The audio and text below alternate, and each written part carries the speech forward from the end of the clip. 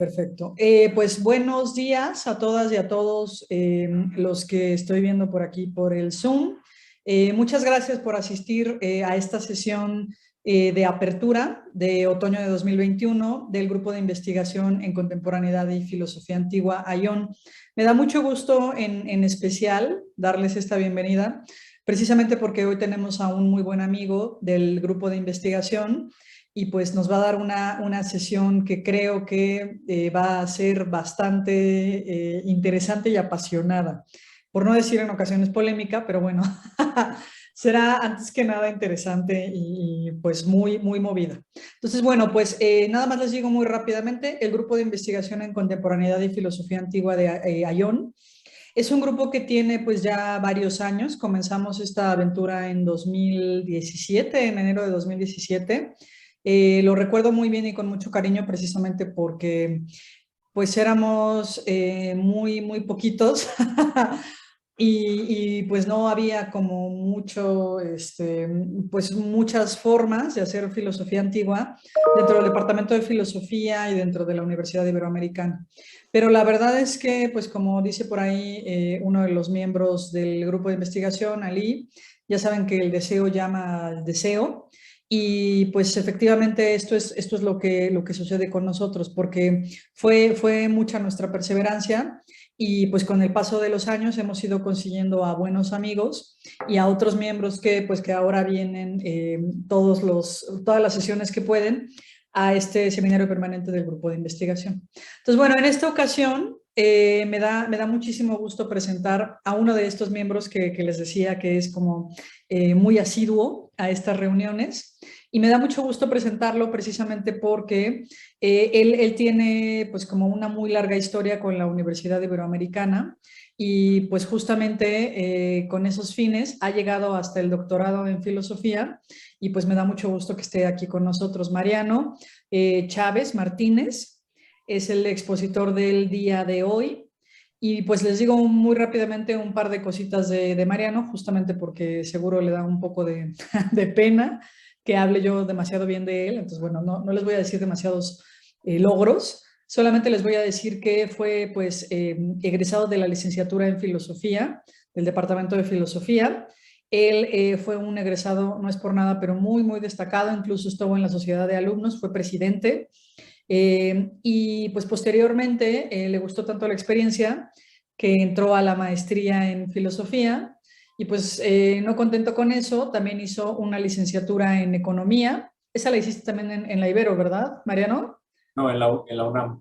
Ah, en la UNAM, pues miren, digas que le gustó intercalar y pues hizo también esta licenciatura en economía, hizo la maestría en filosofía en la Universidad Iberoamericana, igual en el Departamento de Filosofía. Y también hizo en su tiempo libre, porque ya saben que a Mariano le gusta mucho estudiar, hizo también una maestría en políticas públicas y bueno, pues finalizó con el doctorado en filosofía que justamente entró el año pasado, además de ser profesor de servicio departamental del Departamento de Filosofía. Entonces, bueno, esto es como muy a grandes rasgos, un poquito de la vida académica de Mariano. Y lo último que voy a decir es que también es un muy buen amigo del grupo de investigación, es muy buen amigo. Aquí está, de hecho, Toño Pardo, que es no nada más su amigo, sino su director de tesis. Y pues estamos todos, que la verdad es que nos da mucho gusto y apreciamos mucho que esté por aquí el día de hoy presentándonos una exposición muy interesante que se llama así, La vida burguesa digna como resultado del diálogo entre filosofía antigua y moderna.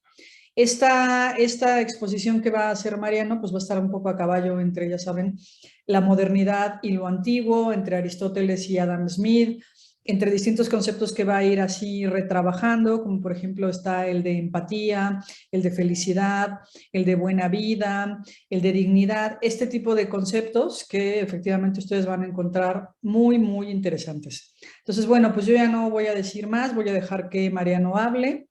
Y pues Mariano, muchísimas gracias por estar aquí. Ya sabes que este es tu grupo de investigación y pues te cedo la palabra. Muchísimas gracias, Mariano.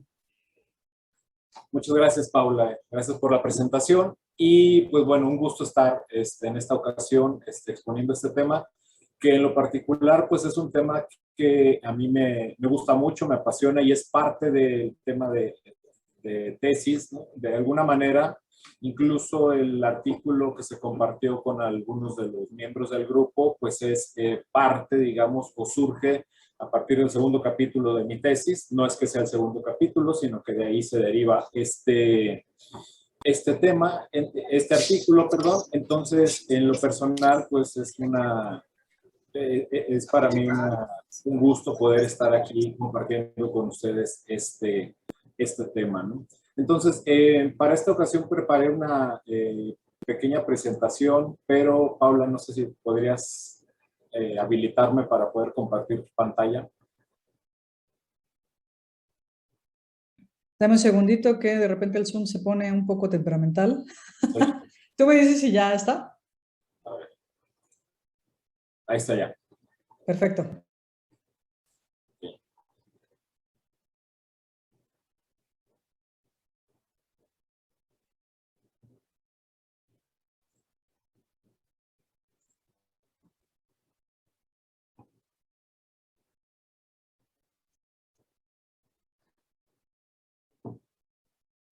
Bien, ahí está ya.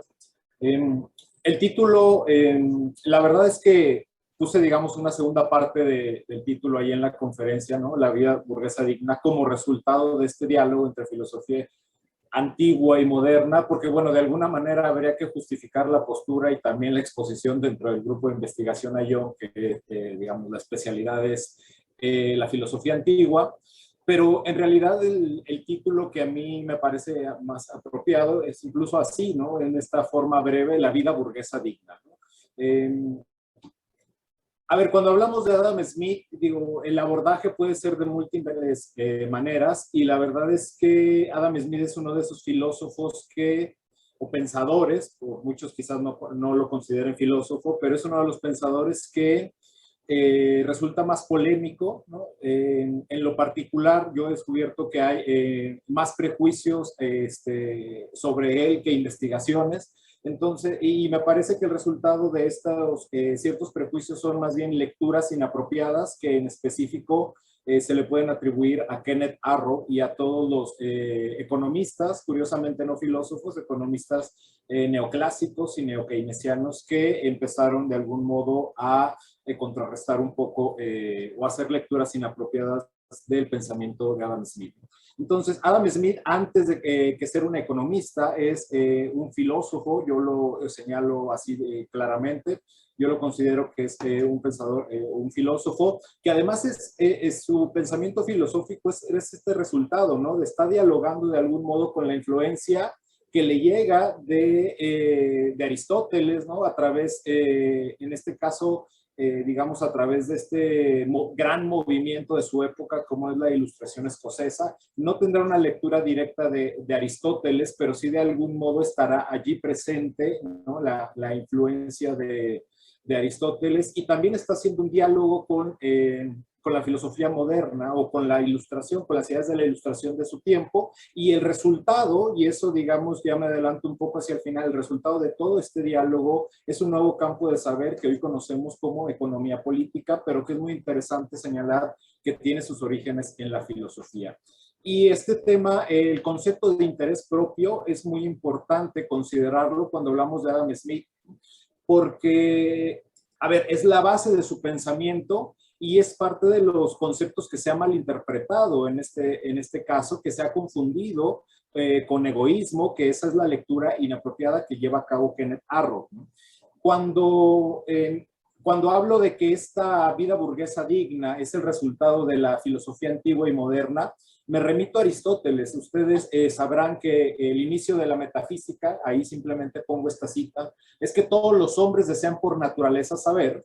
Y dice Aristóteles, prueba de ello es el amor por los sentidos, puesto que al margen de su utilidad los amamos por sí mismos, especialmente el de la vista, ¿no? Es muy interesante el inicio de la metafísica, si lo comparamos con la teoría de los sentimientos morales, también al inicio de la teoría de los sentimientos morales, ¿no? El primer párrafo es en el que se señala, en el que comienza Adam Smith diciendo esto, ¿no? Por más egoísta que pueda suponerse el hombre, Ojo que no está defendiendo una postura egoísta, ¿no? Está señalando, por más egoísta que pueda suponerse algún hombre, es evidente que hay algunos principios en su naturaleza que le hacen interesarse por la fortuna de los demás y hacen necesaria su felicidad, aunque no deriva de ello nada más que el placer de ver.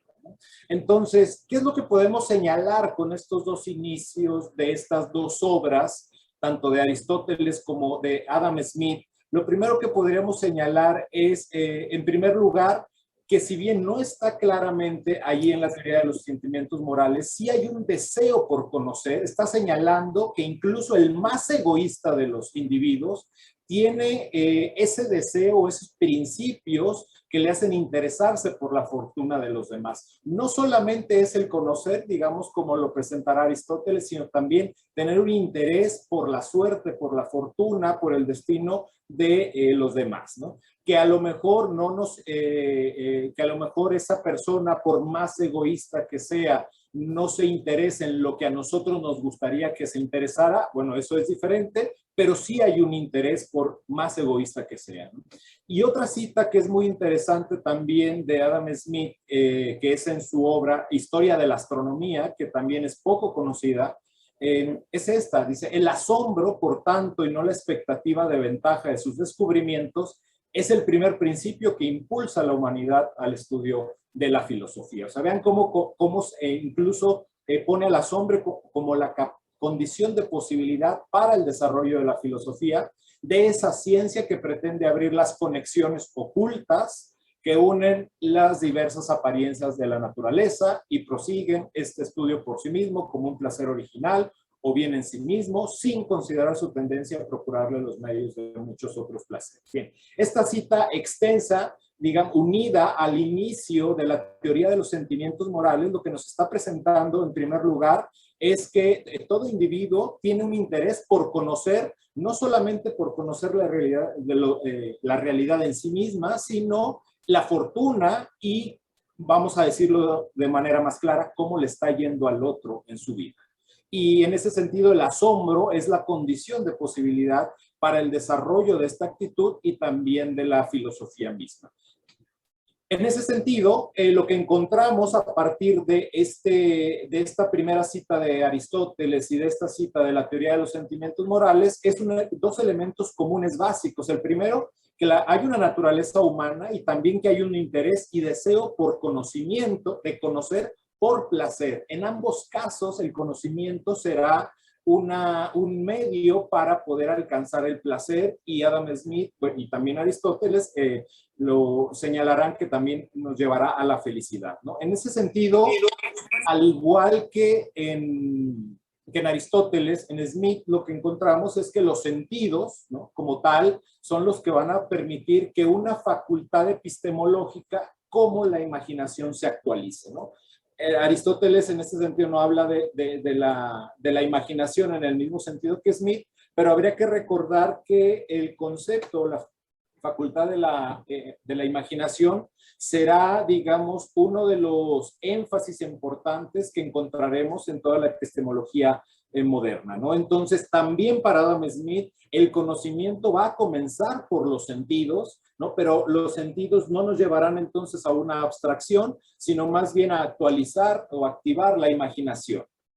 Y de este modo lo que tenemos es una idea de naturaleza humana, donde también, a diferencia de los filósofos políticos de su tiempo y quizá los más tradicionales, como podría ser un Rousseau, un Hobbes, entre otros, ¿no?, que estarán en la discusión de si el hombre es bueno o malo por naturaleza, de algún modo Adam Smith no está postulando una bondad o una maldad original, sino simplemente lo que está señalando es que en la naturaleza humana lo que hay es un deseo de conocer no solo los objetos, sino también la experiencia del otro. Ese es el énfasis smithiano que me gustaría resaltar y señalar, ¿no? Entonces, no solo es conocer el objeto, la realidad, sino la experiencia del otro, de tal manera que cuando hablamos de interés propio y lo identificamos con egoísmo, les decía, esa será una lectura sesgada que hará Kenneth Arrow, que por cierto, hoy en día, bueno, se dice que ni siquiera hizo la lectura de la teoría de los sentimientos morales, ¿no? El interés propio, el concepto de interés propio que maneja Adam Smith será entonces un interés cognoscitivo y no una actitud egoísta. Quizás para desfortuna de Adam Smith, el problema fue que inició su obra señalando esto, ¿no? Por más egoísta que pueda ser el hombre, siempre hay un interés por la fortuna de los demás. Pero en ningún momento, digamos, está señalando un egoísmo como modo de vida, ¿no? Entonces, este interés cognoscitivo, ¿hacia dónde nos va a llevar, de acuerdo con esta postura smithiana? Hacia lo que él llama la simpatía mutua de sentimientos, que a su vez posibilitará el mejoramiento de las condiciones de vida. Pero para que esta simpatía tenga lugar es necesaria la imaginación, y ahorita voy a argumentar por qué será necesaria la imaginación. A ver, el supuesto previo de Adam Smith, y que de algún modo será fruto, ¿no?, de su relación y de su diálogo constante con David Hume, con quien tendrá una relación incluso de amistad muy cercana y varias cartas y correspondencias a lo largo de su vida académica, de la vida académica de ambos, será el supuesto previo es prácticamente el mismo de Hume, que es que toda experiencia individual es una experiencia privada y por lo tanto incognoscible. Es decir, yo no puedo conocer realmente la experiencia del otro. Puedo interesarme porque hay una condición natural, ¿no?, en mí que me hace interesarme en el otro, pero en realidad yo nunca puedo conocer del todo la experiencia de ese otro y mucho menos atreverme a afirmar que conozco los sentimientos, las sensaciones y las emociones que el otro está experimentando con su propia experiencia, ¿no? Entonces, este es el supuesto que de alguna manera también es fruto de la relación con Hume, ¿no? La experiencia privada es una experiencia incognoscible, no podemos tener acceso a ella, pero entonces lo que sí tenemos es un proceso de conocimiento que al estilo aristotélico va a iniciar por los sentidos, pero no deriva en la abstracción de la forma, sino en la actualización de la imaginación. De tal manera que la imaginación, desde esta epistemología que podríamos llamar de Adam Smith, será una facultad a partir de la cual vamos a establecer y actualizar esa propensión natural del hombre, ¿no?, a interesarse por la experiencia del otro, a suscitar, por lo tanto, también sentimientos de simpatía mutua con sus semejantes. La imaginación va a ser la que nos posibilite tener sentimientos de simpatía mutua, ¿no? Entonces, podríamos poner el ejemplo de la persona que vive la experiencia de la muerte en el otro, ¿no?, en un familiar o en una amistad.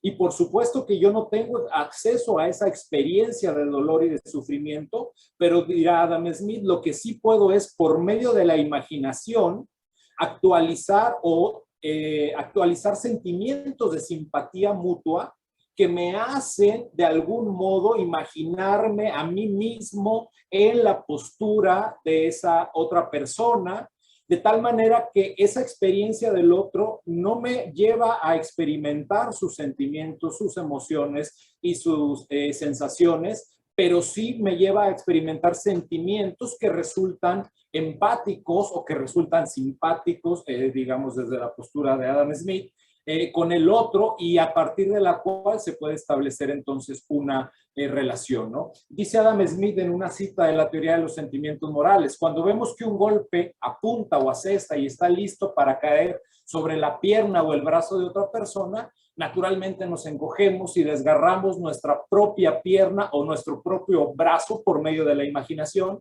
y cuando cae, cuando sucede el golpe, lo sentimos en cierta medida y nos duele tanto como el que sufre, de una forma diferente, pero hay, digamos, un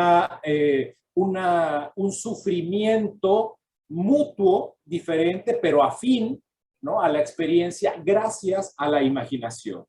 Pero entonces decíamos que hay un límite, que es no podemos tener acceso a la experiencia del otro, desde luego, pero este límite, lejos de destinarnos a un escepticismo hacia donde nos lleva, que es a no conocer la experiencia privada, es aquel que permite que el individuo sea capaz de ejecutar acciones de bondad, porque si yo no puedo experimentar lo que el otro está experimentando, la muerte de su familiar, entonces lo que sí puedo, de alguna manera, es que yo realice acciones de bondad para tratar, o acciones buenas para tratar de algún modo ser afín o mostrar sentimientos afines a ese otro, ¿no? Entonces, de tal manera que junto con la imaginación, este límite de no acceso a la experiencia privada, junto con la imaginación, es el que nos va a permitir establecer relaciones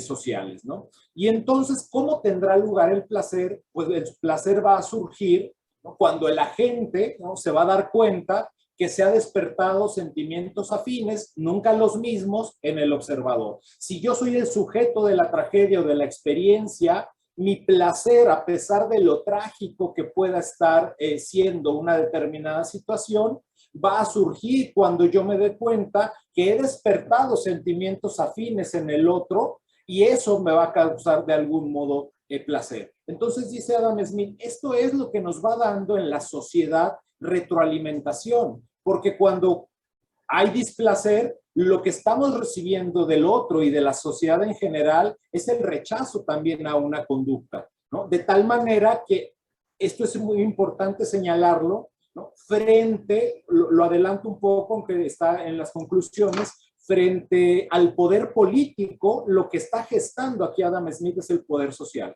¿no? Entonces, el reprobar una determinada acción de un agente, a ese agente de algún modo el sentirse rechazado le va a generar un sentimiento de displacer y esa es la retroalimentación que vamos necesitando, dirá Adam Smith, en la sociedad para poder entonces actualizar también la virtud, que será otra relación que encontraremos con Aristóteles, ¿no? Entonces, el posible resultado de estos sentimientos o de la actualización de los sentimientos afines será pues un establecimiento de relaciones sociales que constituirán el proceso de un inicio del mejoramiento de las condiciones de vida. Ojo, posible resultado, ¿no? O sea, es lo que está señalando Adam Smith.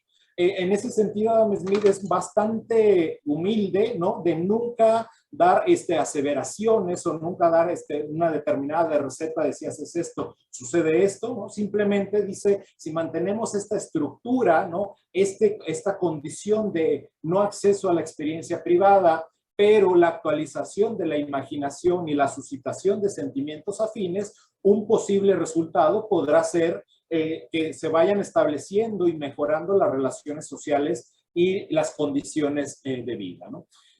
Entonces, un segundo punto que me gustaría señalar aquí es los límites del conocimiento, ya lo adelantaba un poco, ¿no?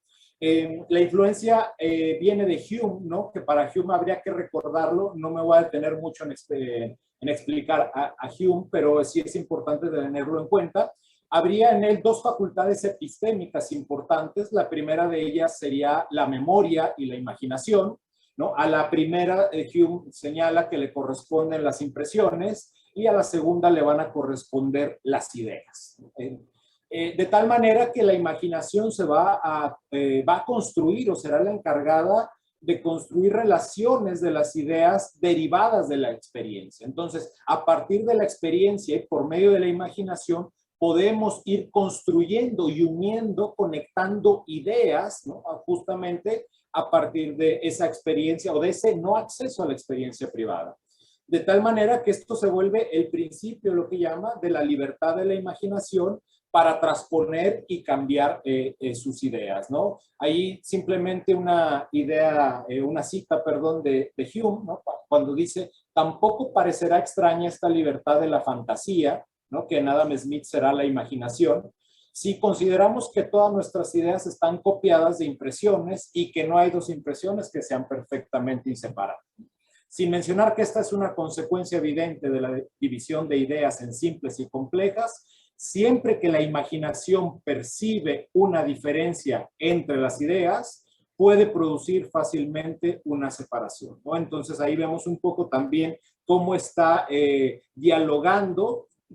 Para ser todavía más específicos, estará dialogando Smith con la filosofía de Hume y con el pensamiento de Aristóteles, ¿no? Entonces, este carácter privado de la experiencia va a ser el axioma a partir del cual se va a desarrollar toda la epistemología smithiana, ¿no? Junto con el concepto de interés propio que están a la base de su pensamiento y que, digamos, será el inicio de la teoría de los sentimientos morales, ¿no? Y a partir de este diálogo, pues tenemos como resultado la economía política, que será un nuevo campo de saber, ¿no? A partir de lo que será la Ilustración escocesa, ¿no? Aquí me remito simplemente a James Ottesen, un experto en Adam Smith, quizá uno de los más grandes expertos en la actualidad en estos temas, sobre todo en la Ilustración escocesa, donde señala él que Smith sostendrá que las personas tienen acceso solamente a su propia experiencia, nunca a la experiencia ajena, porque la experiencia del otro es esencialmente privada.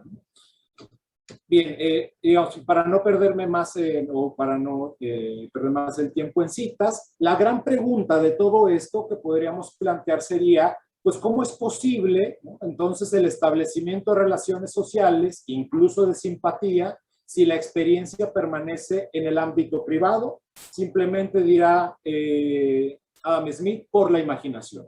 Por la imaginación será, digamos, esa facultad a partir de la cual es posible establecer una relación social, a pesar de que yo no tengo acceso a los sentimientos, sensaciones y emociones del otro, ¿no? Dice Adam Smith, son las impresiones de nuestros sentidos solamente, otra vez, hablará de las impresiones al igual que Hume, no las de él, las de la gente, lo que copia nuestra imaginación.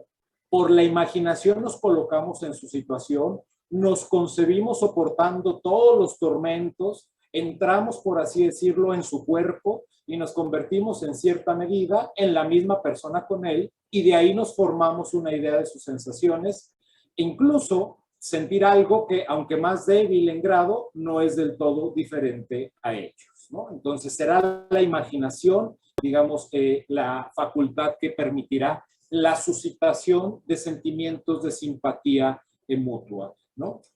De esta manera, entonces, el conocimiento de la experiencia del otro se vuelve imposible, ¿no? Pero muy al estilo de Wittgenstein, que de hecho será uno de los puntos que señalaré en mi tesis en el tercer capítulo, que está en desarrollo hasta el momento. Es también una relación que mantendrá o un diálogo y una cierta influencia que podríamos encontrar entre Wittgenstein y Adam Smith, porque para Adam Smith la experiencia del otro solo se muestra, es incognoscible, pero eso no quiere decir que no podamos observarla, ¿no? Entonces, de la misma manera que el mundo se muestra para Wittgenstein, para Adam Smith la experiencia del otro solo se muestra, es incognoscible. Por lo mismo, no podríamos hablar de la experiencia del otro, sino solamente tener sentimientos afines a esa experiencia. Entonces, el alcance epistemológico de este observador se va a limitar, pero al mismo tiempo se va a abrir a un nuevo horizonte que constituye o que consiste en la posibilidad de entablar sentimientos de simpatía mutua, ¿no? Entonces, de esta manera lo que podemos señalar es que en Adam Smith la simpatía se va a volver una experiencia cognoscitiva con un límite, manteniendo siempre la experiencia privada, la experiencia, del otro en el ámbito privado, ¿no? Y solamente teniendo, observándola porque se muestra y actualizando en nosotros la facultad de la imaginación, ¿no? Ahora, también habría que recordar, y esto es muy importante, ¿no? Cuando señalo, y lo señala Ottesen, para la mayoría de los adultos normalmente funcionales, estamos hablando de, digamos, de este tipo de adultos, ¿no? Normalmente funcionales, lo que sería lo común. La afirmación de Smith es que el hombre, es que el conocimiento personal de sus propias situaciones excede al que otros tendrían. ¿Qué quiere decir? Solamente el sujeto de la experiencia tiene acceso a su experiencia y por lo mismo nadie más puede suponer que conoce mejor la experiencia del otro más que el sujeto de la experiencia. Este es un punto importante porque entonces será la base, esta idea de la economía política y digamos de toda de todas estas ideas económico-políticas que desarrolla Adam Smith y que son el punto de discusión incluso en la actualidad e incluso de punto de rechazo y de prejuicio, ¿no? El punto, aquí el punto fundamental es este, ¿no? Solo el sujeto de la experiencia tiene acceso a su propia experiencia. Yo no puedo suponer que yo sé más de la experiencia del otro y que además yo podría decirle al otro lo que es mejor para él, puesto que esa experiencia permanece privada y yo no tengo acceso a su experiencia. Solamente puedo llevar acciones que yo a partir de mi imaginación supongo que le harán bien al otro, pero el otro por medio de su retroalimentación me hará saber si lo que estoy haciendo, si la acción que estoy realizando causa placer o displacer, ¿no? Y entonces, si no es aceptada esta acción, causará un displacer en mí, pero esto me llevará a darme cuenta, a crear esa conciencia de que mi acción en ese sentido no resultó ser la apropiada en una determinada sociedad. Entonces, esto nos habla, ¿no? Esta retroalimentación, o como hoy le llamaríamos este feedback, nos habla entonces de la necesidad de desarrollar la virtud de los individuos. Y entonces regresamos nuevamente a la influencia aristotélica, ¿no? Dirá Adam Smith, esta virtud, ¿no? La virtud nos llevará a reducir el margen de error y solamente por medio de la experiencia y de esta retroalimentación, de esta sensación de placer y displacer, ¿no? Es lo que nos hará, digamos, mejorar, ¿no? En nuestro desarrollo social, ¿no? La virtud va a reducir el margen de error y sobre todo la arrogancia. Es decir, ¿qué va a entender Adam Smith por arrogancia? La pretensión de un individuo que supone poseer más y mejor información sobre la experiencia ajena. Y esto Adam Smith lo dirá claramente, dice, a esta arrogancia se le conoce como locura. Esta es la locura. Y esto es lo que queda fuera de toda sociedad. ¿Y a quién va a señalar como el loco? Al estadista, ¿no? Al estadista. A ver, ¿qué hace el estadista? Desde una autoridad central supone y toma decisiones con respecto a la experiencia privada de los individuos y además supone que él tiene un mejor conocimiento que los individuos de la experiencia. Dice Adam Smith, me permito leer en esta cita de La riqueza de las naciones, esta no es de la teoría de los sentimientos morales, dice, el estadista que debería intentar dirigir a los particulares en la forma en que deberían de emplear sus capitales, no solo se encargaría a sí mismo con una atención sumamente innecesaria, sino que asumiría una autoridad en la que no se podría confiar con seguridad en ninguna persona en particular, tampoco en ningún consejo o senado o lo que sea.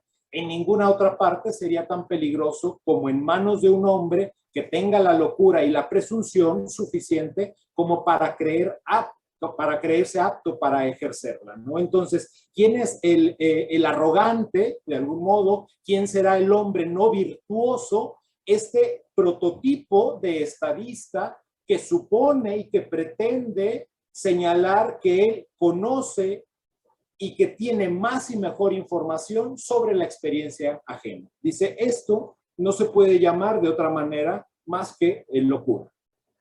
Y entonces, a ver, ¿qué es la mano invisible o la mano incognoscible, como yo le llamo ahora, ¿no? Esto, en Adam Smith no hay como tal esta idea de mano incognoscible. Yo digamos, en mi desarrollo de tesis, lo que estoy señalando es que, bueno, si queremos darle una reinterpretación adecuada a este concepto o a esta idea de mano invisible, habría que señalar que se trata más bien de una mano incognoscible. Lo primero que debemos señalar de la mano invisible es que ante todo es una metáfora, ¿no? O sea, no está señalando nunca el significado de algo como tal, está utilizando una metáfora, y a mí me parece importante aclarar este concepto porque quizás es sobre el cual se ataca más a Adam Smith, ¿no? Y lo primero entonces que habría que señalar es ¿Qué es la mano invisible? ¿O a qué se refiere Adam Smith cuando habla de la mano invisible? No está hablando de egoísmo, ¿no? Y por eso yo siempre digo, invito a leer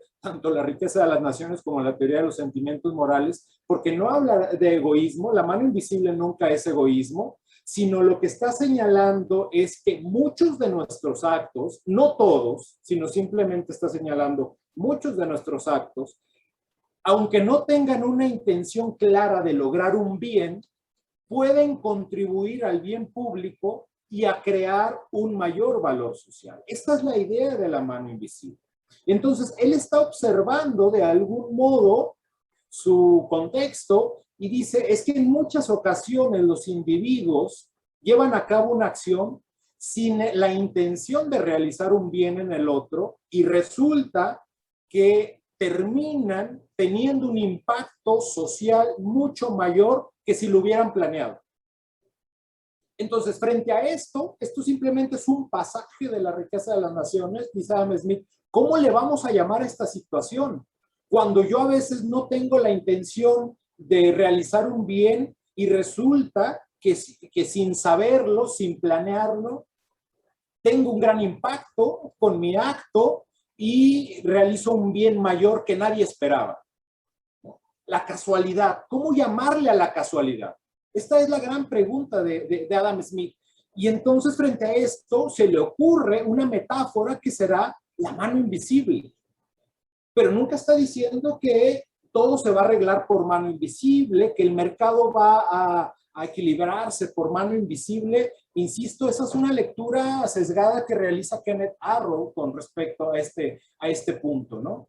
Jamás dice, jamás sostiene Adam Smith que el mercado es perfecto, ¿no? De hecho, defiende la postura, la necesidad del gobierno, defenderá también incluso el pago de impuestos en ciertas, para ciertas acciones específicas, etcétera. Entonces, yo en mi investigación lo que he tratado de señalar es, Adam Smith no le llama así, pero bueno, yo le llamo de esta manera, los bienes de razón. ¿Qué podríamos entender por los bienes de razón? Porque de alguna manera también, digamos, no encuentro un sentido filosófico hasta el momento más apropiado que llamarlo de esta manera, bienes de razón, a todas aquellas entidades que existen en la mente, que se construyen a partir de elementos materiales de realidad y que pueden llegar a ser materializados y o tangibles, pero que de alguna manera a veces no habíamos planeado realizarlos, ¿no? Es decir, ahorita alguien señalaba, ¿no? Antes de comenzar con esta exposición, ¿no? Que prefería ella la virtualidad, ¿no? Incluso porque para la clase de 7 de la mañana, pues podía levantarse al 10 para las 7 y no tenía, pues que hacer, digamos, llevar a cabo todos los rituales matutinos que llevaría una persona que se levantaría, tendría que levantar a las 5 de la mañana para arreglarse, tomar el transporte público o el coche para llegar a la universidad. Dice Adam Smith, ¿cómo le llamamos a esto? Que no nos damos cuenta a esta situación, ¿no? En la cual pues nunca nos pudimos dar cuenta antes de que podíamos realizar o obtener una mejor condición de vida, ¿no? Hoy quizás esa persona lo agradece en más horas de sueño, en una mejor calidad de vida, a expensas de otras cosas, por supuesto, pero dirá, ahí tenemos un bien de razón por la virtualidad, porque de algún modo no hemos tenido que detener la educación, como podría haber sucedido en otras situaciones. Ahí tenemos un bien de razón, algo que surge en la imaginación de aquel que se le ocurrió en algún momento realizar una plataforma como podría ser Zoom, ¿no? Que en su momento fue rechazado, pero que, digamos, la casualidad de algún modo le hizo hoy tener un gran impacto y que se ha convertido en una de las plataformas idóneas para mantener la educación y para mantener muchísimos trabajos, ¿no? ¿Cómo llamarle a eso? Dirá Adam Smith, pues la mano invisible. A veces se le ocurrió a esta persona realizarlo sin un bien específico, ¿no? En ese momento, tan es así que ni siquiera tuvo impacto en su momento. Entonces, todos estos bienes de razón, dice Smith, van a surgir de la innovación que se lleva a cabo o que llevan a cabo los individuos para satisfacer sus deseos y necesidades, cuyo primer deseo y necesidad es el conocer, y de alguna manera va a contribuir a disminuir la pobreza o se vuelve un factor que posibilita la especialización humana, ¿no? Aquí es muy importante señalar que cuando Adam Smith comienza La riqueza de las naciones, él al inicio, ¿no?, desde el prólogo, tiene la intención de, dice él, de escribir la primera obra que se realice para los pobres, no es para las naciones ricas, ¿no? Esa es su intención y lo manifiesta muy claramente desde el inicio de La riqueza de las naciones, desde el prólogo. Dice, a él lo que le está llamando en su momento la atención es por qué unas sociedades o por qué unas naciones crean más riqueza que otras, y en ese sentido dice, esta será la primera obra, digo, la verdad es que desconozco si antes hay otra obra con esa intención, pero dice, será la primera obra que se escriba para sociedades que están en desventaja y que están, digamos, en alguna digamos, situación de pobreza, para que de algún modo puedan contribuir o puedan mejorar sus condiciones de vida, ¿no? Sería errado pensar entonces que es una obra escrita para sociedades ricas o para las élites. Entonces, el bien de razón, que yo le llamo así en esta investigación, va a ser aquel que va a contribuir también a la generación de redes de lenguaje y sentido cada vez más complejas, ¿no? Hoy hablaríamos de esta plataforma virtual a través de la cual hemos creado o hemos enriquecido el lenguaje y además hemos creado sentidos cada vez más complejos.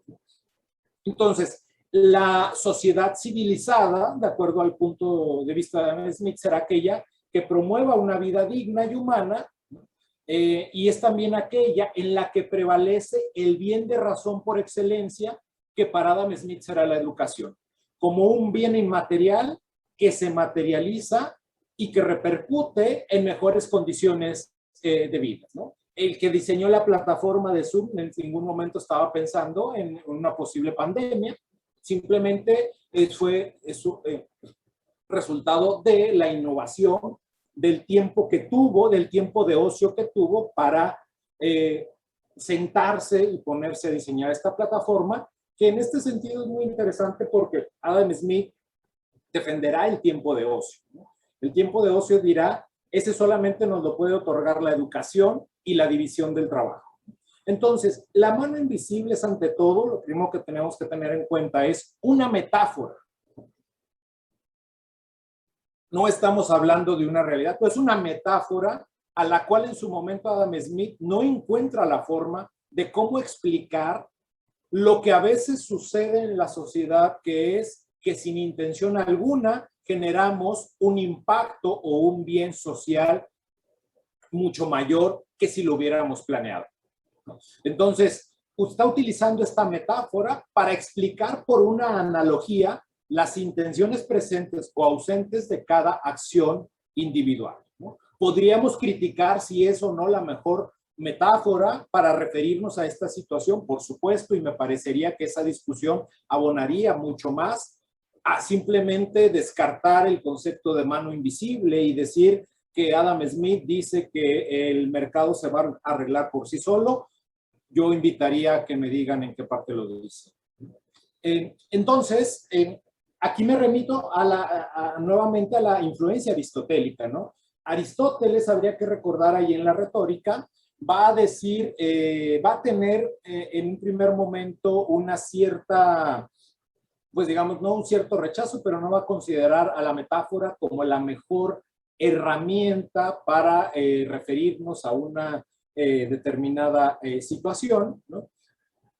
Pero también va a señalar y va a reconocer en su momento en la retórica que hablamos y nos comunicamos en muchas ocasiones, que el diálogo cotidiano, ¿no?, lo realizamos por medio de metáforas. Entonces de ahí surge la necesidad de delimitarlas, y me parece que Adam Smith, cuando habla de la mano invisible, justamente lo que está haciendo es delimitar y señalar que en algunas ocasiones, sin tener la intención, podemos crear un bien mayor y de gran impacto que si lo hubiéramos planeado. No que así deba ser la vida, no que así deba ser la sociedad, pero que esa también es una realidad que quizás podríamos llamarle hoy azar, casualidad, o ¿no? Adam Smith le parece en su momento que la mano invisible viene a ser una metáfora apropiada, ¿no? Entonces, en la poética, por ejemplo, Aristóteles señala, ¿no? En verdad, esto solo no se puede aprender de otro y es índice natural bien nacido, porque la buena y bella metáfora es contemplación de semejanzas. Y habría que recordar que lo que está haciendo Adam Smith cuando habla del pasaje de la mano invisible es eso, contemplar cómo en la sociedad se puede tener a veces mayores impactos o generar mayores bienes posibles, ¿no? Y aquí hago referencia otra vez a otro de los autores polémicos, ¿no? Y que a veces hacen derramar bilis, ¿no? Que es Robert Nozick, que justamente se refiere a la metáfora, ¿no? No leo toda la cita, pero es muy interesante. Simplemente leo lo último, dice, metáfora, el significado metafórico de una oración no puede derivarse de su significado literal. Entonces dice, es el deber como una metáfora que se superpone al es, ¿no? Él está hablando de las diferencias entre el deber y el ser, pero hace esta referencia a la metáfora, ¿no? Entonces, ante todo es indispensable tener en cuenta que la metáfora, vamos, si supiéramos el significado literal de algo, tanto para Adam Smith como para Nozick, sería completamente inútil referirnos a la metáfora. Habría que quizás dejarlo en otro ámbito, quizás para la poesía, ¿no? Y de ninguna manera trato de demeritar la poesía, pero si sabemos el significado original, literal de algo, simplemente lo decimos cuando de economía política estuviéramos hablando, ¿no? Entonces, utiliza simplemente esta metáfora para referirse a esa situación en la que generamos un mayor bien sin planearlo y sobre todo sin una planeación central. Porque de conocerse el significado literal de una expresión, pues no tendríamos que recurrir a una metáfora, ¿no? De tal manera que la expresión de la mano invisible, el problema es que Kenneth Arrow hace una interpretación literal, nos la transmite, ¿no? Y entonces nos hemos a veces enfocado en desprestigiarla y sacarla de su contexto lingüístico, lo cual, a mi juicio, ha generado un gran error, ¿no? Entonces, ¿cómo explicar lingüísticamente que la ausencia de intención, les digo, en una acción puede llevar a un estado inesperado, pero al mismo tiempo deseable, con metáforas por analogía, que posteriormente al estilo kantiano pueden dar lugar a juicios de gusto y o teleológicos, es decir, a juicios que crean cultura y redes de sentido. Habrá también que considerar una cierta influencia kantiana, no porque Adam Smith lea a Kant directamente, pero sí por las ideas tanto de la Ilustración que en ese momento están en boga. Y finalmente, el último apartado que quiero señalar aquí en esta exposición, que sería la eudaimonía o la eudemonía y el fin último. En Smith, al igual que Aristóteles, tratarán esta idea de la eudemonía y el fin último, ¿no? Y sostendrá entonces que todos los individuos tienen a buscar los mejores medios de acuerdo con la información y el conocimiento que tienen para alcanzar sus propios fines, lo cual implica al mismo tiempo el hábito y la virtud, porque no habría que olvidar esta idea de retroalimentación y esta generación de placer y displacer a partir de la convivencia social, ¿no? Entonces, todos los individuos, de acuerdo con la información que tienen y de acuerdo con el conocimiento que tienen, buscan los mejores medios, ¿no? Entonces, la recepción de placer, cuando yo tengo un determinado placer, a partir de que encuentro que he generado una simpatía de sentimientos mutuos, ya sea placenteros o displacenteros, es esta sensación la que nos llevará a perfeccionar nuestro juicio moral. Es decir, es el poder social el que nos estará retroalimentando y diciendo, oye, ya no te tienes que comportar de esta manera. Ya de acuerdo a tu rol social o de acuerdo a tu papel como profesor, pues ya no te corresponde quizás bromear de esta manera con tus alumnos, ¿no? Cuando eras alumno sí, pero ahorita ya, en este momento ya no resulta deseable, ya generas una sensación de displacer en los demás, ¿no? Es incómodo, ¿no? Ahí está, dirá Adam Smith, ahí se va forjando el poder social que le hará frente y que dirá es el mayor poder que puede tener un individuo frente al estadista, frente a este individuo que ha desarrollado esta locura y esta arrogancia de suponer que sabe más con respecto a la experiencia ajena, ¿no? Que sabe más que el sujeto de la experiencia. Entonces, es esta retroalimentación de sensaciones las que nos lleva a perfeccionar la conducta, ¿no? Dirá Adam Smith, el niño aprende desde muy pequeño, ¿no? Que hay ciertas conductas que son reprobadas en su sociedad, ¿no? Y entonces aprendemos a realizar un juicio moral en una determinada sensación a través de la generación de placer y displacer. Entonces, Smith les decía, va a compartir esta idea o esta eudemonía o daimonía, ¿no? Como fin último del hombre, que lo podemos entender como aquella vida moral ordenada racionalmente en la que el individuo comprende lo que ello implica para él y a partir de ahí es capaz de ordenar su vida para lograrlo, ¿no? Dice James Ottesen con respecto a la vida eudaimónica que señala Adam Smith, que es aquella que sirve no solo a un propósito cualquiera, sino a un propósito superior, no meramente a la subsistencia, sino a la prosperidad. De tal manera que la generación de riqueza no equivale a una vida eudaimónica en Adam Smith. Esto es interesantísimo, ¿no? La generación de riqueza por sí misma no genera o no equivale a una vida eudaimónica, pero puede permitirla.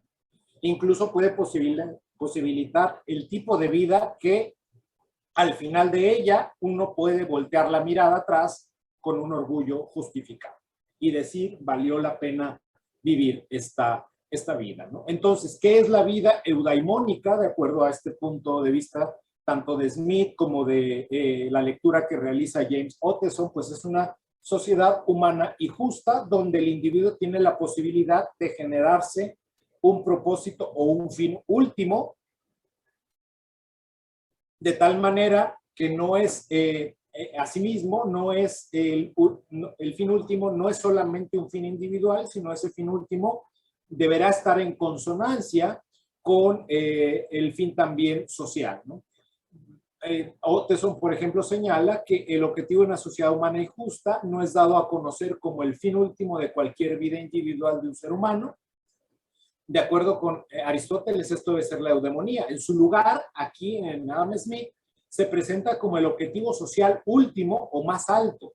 De este modo, distinguimos por una parte entre los objetivos o metas personales y privadas y por otro lado, los objetivos públicos o sociales, ¿no? De tal manera que en una vida eudaimónica verdadera, por supuesto, ambos deben estar enlazados, de hecho, integrados, ¿no? Tanto el fin individual como el fin social, ¿no? Y entonces, esta parte sí la dirá Adam Smith, ¿en dónde podemos entonces poner en práctica esta virtud? En la sociedad y en el mercado.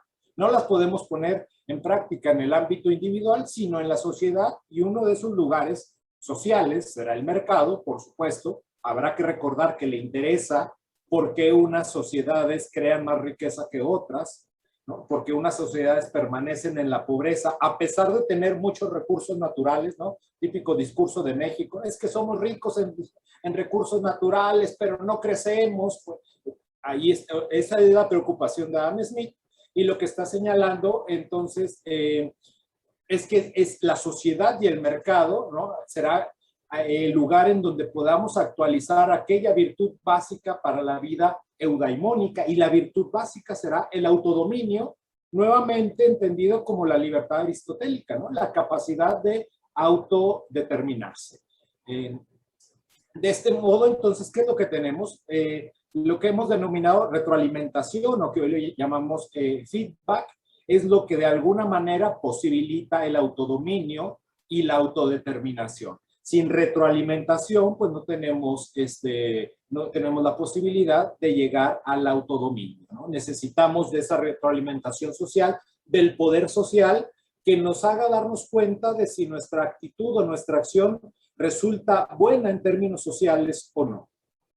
Entonces, el problema de fondo con el estadista, no con el Estado, ojo, con el estadista, de acuerdo con Adam Smith, es que se trata de un individuo que no está dispuesto a recibir retroalimentación y que en caso de recibirla no tendrá la capacidad de padecer los sentimientos y sensaciones de displacer que le harían desarrollar una virtud y encaminar y alinear sus fines privados con los fines sociales. Este es el problema del estadista. En otras palabras, el problema del estadista en términos epistemológicos es que no tiene imaginación, no tiene la capacidad de imaginarse en la vida del otro y despertar con ellos sentimientos afines, no iguales, no los mismos, ¿no? A ver, la típica respuesta de aquel que está en una tragedia y nadie siente lo que está sintiendo yo, dirá Adam Smith, por supuesto, pero eso no me impide que yo tenga sentimientos afines a tu experiencia. Si no los quieres aceptar, de acuerdo, eso es parte de la retroalimentación que tú me estás dando. Quizás en este momento quieras estar solo, sola, adelante, pero eso no impide entonces que yo tenga sentimientos afines a tu experiencia y por supuesto que no puedo tener los mismos sentimientos que tienes tú en este momento.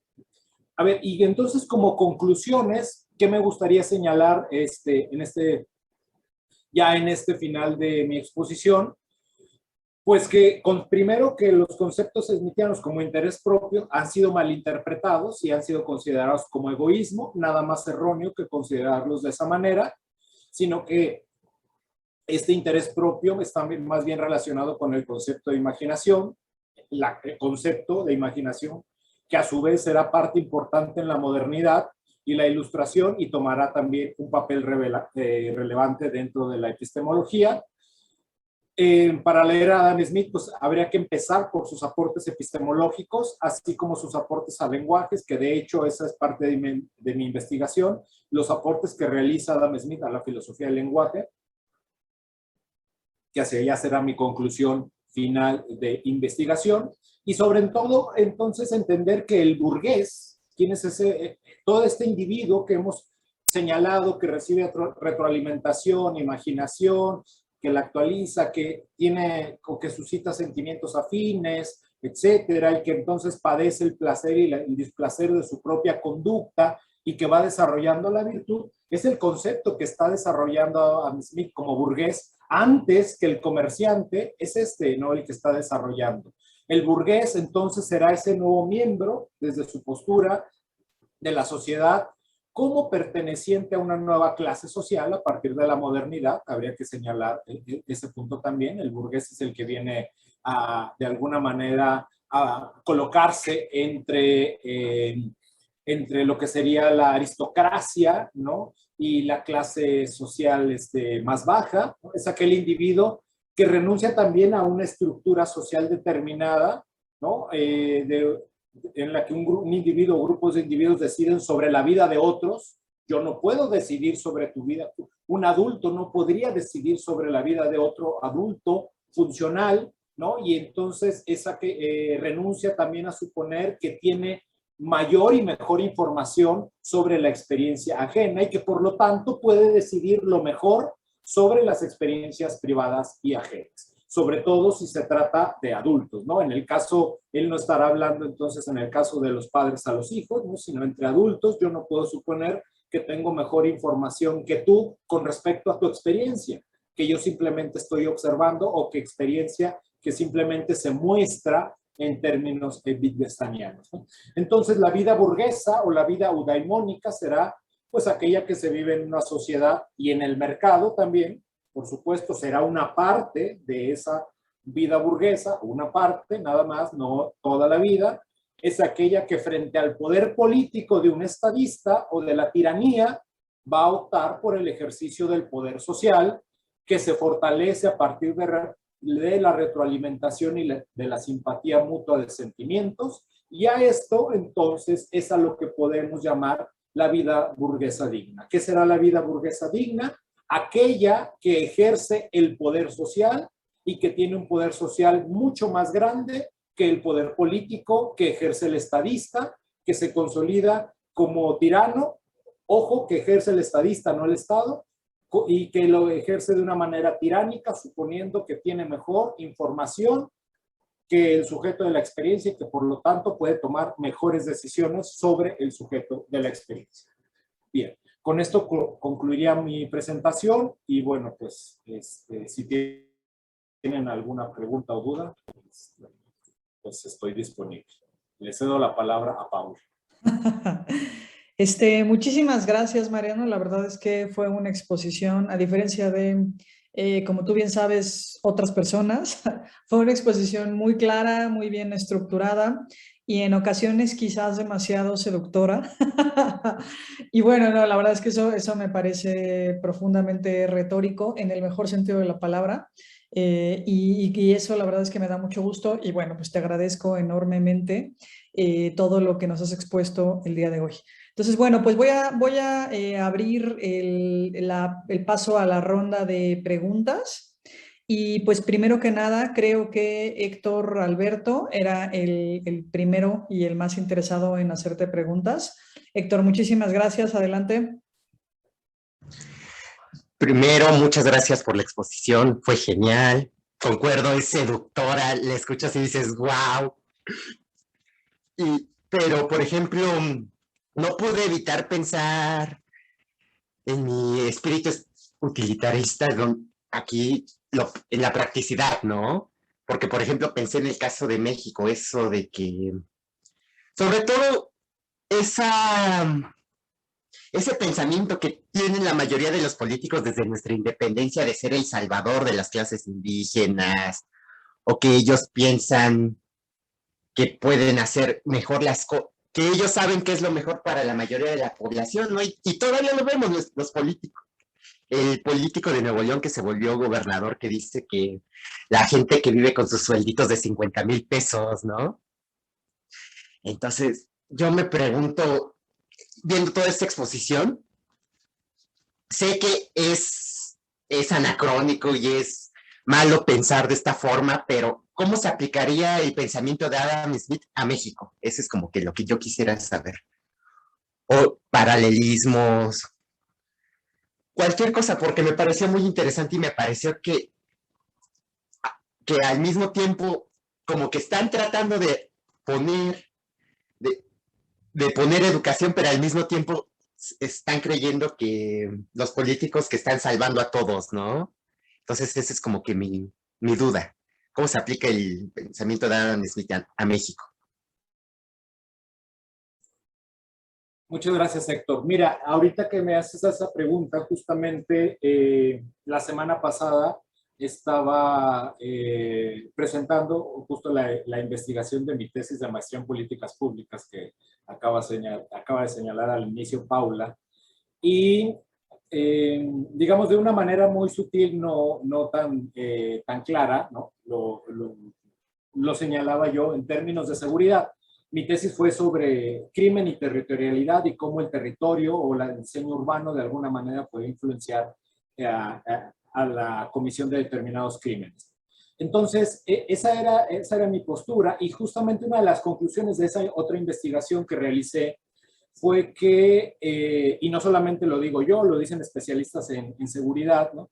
Que las medidas, por ejemplo, de seguridad o de combate al crimen deben de ser locales, ¿no? Por eso la estrategia, por ejemplo, centralizada de combate a la criminalidad, ¿no? Desde aquella propuesta, ¿no? De Calderón, del mando único, etcétera, pues era una propuesta fallida, ¿no? Porque las dinámicas de crimen, por ejemplo, son dinámicas muy locales, muy focalizadas. Entonces, el robo a casa habitación no funciona de la misma manera en la Ciudad de México que en Guadalajara, ¿no?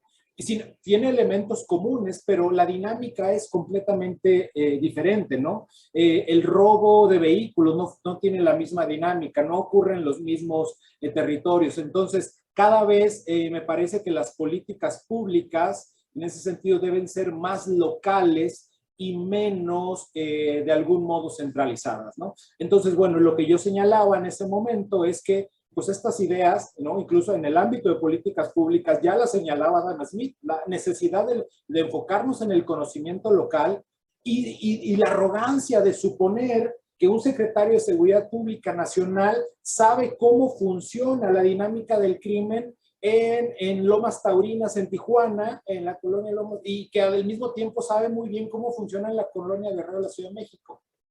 Eso le parece a Adam Smith inconcebible, que un solo individuo sepa, pretenda saber cómo funciona una dinámica muy local y demerite el conocimiento local. Le parece a Adam Smith profundamente arrogante y será lo que identificará como la locura, ¿no? Entonces, en ese sentido, hoy todas las investigaciones, por ejemplo, en el caso de México y de crimen, hacia donde van es a señalar que el combate al crimen debe ser local. Y bueno, en ese momento, en esta exposición yo concluía, pues, Adam Smith 1, autoridad central 0. O sea, se impone nuevamente el pensamiento ilustrado de Adam Smith, que hacia donde va es a rescatar el conocimiento local. Y justamente lo interesante es que a partir de esta urgencia que hace Adam Smith de rescatar el conocimiento local, incluso sostendrá que habría que apoyar antes que a las empresas extranjeras, a las empresas locales, ¿no? No sé si sabían esta parte de Adam Smith, pero es muy interesante porque, digamos, a veces en muchas de nuestras demandas sociales y de lo que hoy llamaríamos ambiguamente anticapitalistas, quizás Adam Smith tiene más que ofrecernos, pero lo hemos despreciado. Entonces, bueno, eso te contestaría en el caso, por ejemplo, del crimen, ¿no? Políticas públicas cada vez más locales y menos centralizadas. Muchas gracias. Muchísimas gracias. Héctor, muchísimas gracias. Por ahí Toño quería hacer una pregunta. Adelante, Toño. Tienes el micrófono apagado, Toño. Ok, ya está. Bueno, esto es muy rápido. Bueno, y además ya lo hemos platicado porque pues, conozco tu investigación y etcétera. Y además a mí me parece muy convincente y muy sugerente esta idea de que hay cierta armonía, ¿no? Entre Wittgenstein y Adam Smith. Yo estoy de acuerdo, ¿no? Y es algo que se debe explotar. Pero ahorita en particular en tu exposición, como que algo así me brincó, ¿no? Expones que de acuerdo con Adam Smith, solamente uno mismo tiene acceso a sus propios estados mentales. No, pero claro, después viene todo esto de la empatía y demás, pero como el punto de partida es que solamente uno tiene acceso a sus propios estados mentales. Pero justamente esa es una de las tesis más reconocidas que va a combatir Wittgenstein, ¿no? Y que está ligado justamente al argumento en contra de los lenguajes privados, ¿no? O sea, eso que como que lo quieres articular también con la idea de empatía y demás, pero ahí me parece que habría pues, una dificultad seria, ¿no? O sea, es decir, cómo seguir defendiendo Adam Smith en relación con la existencia de estados mentales a los cuales solamente tiene acceso el sujeto, ¿no? Claro, creo que, bueno, en este caso serían, o sea, la dificultad está en estados mentales, creo que no son todos, son nada más muy específicos, en este caso, los sentimientos y emociones, pero, o sea, a ver, creo que la relación de Adam Smith, por donde se encuentra esta relación entre Adam Smith y Wittgenstein, está más por la idea del orden espontáneo, ¿no? Como el lenguaje como orden espontáneo. Creo que justamente es por ahí donde se encuentra este vínculo.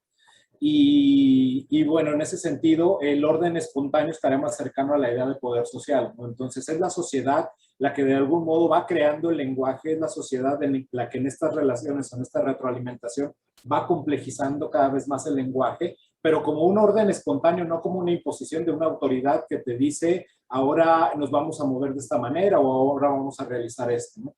Entonces, me parece que, digo, a reserva de que la investigación continúa, yo señalaría en este momento que simplemente nos referimos a estados mentales muy específicos que serían los sentimientos, las sensaciones, y que entonces es por medio de la imaginación que se puede también de algún modo llegar a un acuerdo, ¿no? O a un acuerdo social y entonces ir generando un cierto orden espontáneo, ¿no? Me parece en ese sentido, digo, no había hecho esta como relación o esta pregunta tan específica, pero pues yo estoy de acuerdo, será una dificultad seria, ¿no? En el tercer capítulo, ¿no? De este Sí, semestre. porque digamos, o sea, es un problema de Adam Smith, pero en general de casi todos los filósofos modernos, incluso hasta Claro, Husserl, ¿no? Que va a ser, digamos, de dar cuenta de las relaciones intersubjetivas, ¿no? A partir del hecho de que los estados mentales propios son incomunicables, ¿no? Entonces, está en Descartes, está en Adam Smith, etcétera, etcétera. Pero Wittgenstein lo que intenta mostrar al final de cuentas es que todo ese problema es una confusión, claro, ¿no? sí, claro. Pero para mí me parece, o sea, que sería bueno, digo, ya lo podemos platicar, explorar justamente cómo en algún sentido Adam Smith, a pesar de su contexto, que es de filósofos modernos, él está muy cerca de la postura de Wittgenstein. Es decir, al final de cuentas, él se encuentra sujeto a su propio contexto, tiene que hablar su lenguaje, ¿no? Digamos, este problema se plantea desde John Locke y él lo adopta, etcétera, etcétera, pero la manera en la cual él va a concebir la idea de simpatía, o sea, que creo que lo pone como que muy en una posición muy de vanguardia en relación con sus propios contemporáneos, Claro, ¿no? Es decir, Adam Smith es mucho más interesante, pero muchísimo más interesante que Locke o Hume, de acuerdo, sí, yo estoy de acuerdo. ¿no? Y sería justamente en este sentido en particular.